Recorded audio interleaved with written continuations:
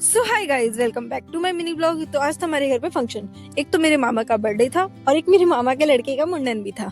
तो आज हमारे घर पे ये दो छोटे छोटे स्पेशल फंक्शन थे जो कि हम लोग अटेंड करे थे।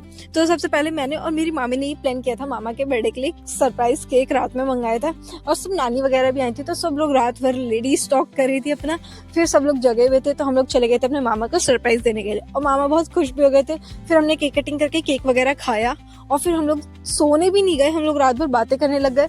फिर हम लोग 2 घंटे की नींद लेके समथिंग चले गए थे रेडी होके मेहदार मंदिर के लिए, क्योंकि हमें करवाना था अपने बाबू का मुंडन, जो कि हमें करवाना था मेहदार मंदिर में और ये बहुत मान्यता वाला मंदिर होता है।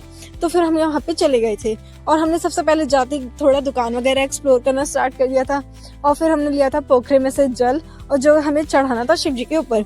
तो हम लोग चले गए थे जल लेके मंदिर के अंदर। फिर हमने चढ़ाया था अपना जल और जल चढ़ाने के बाद हुई थी वहाँ पे एक कथा।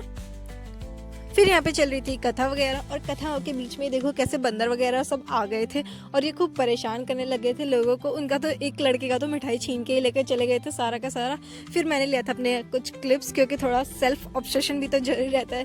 फिर यहाँ पे स्टार्ट होने लगी थी आरती और ये देखो कैसे बाबू अपनी मम्मी को परेशान करने लग गया था। फिर मामी ने उसे गोद में ले लिया था और सब लोगों ने करी थी आरती।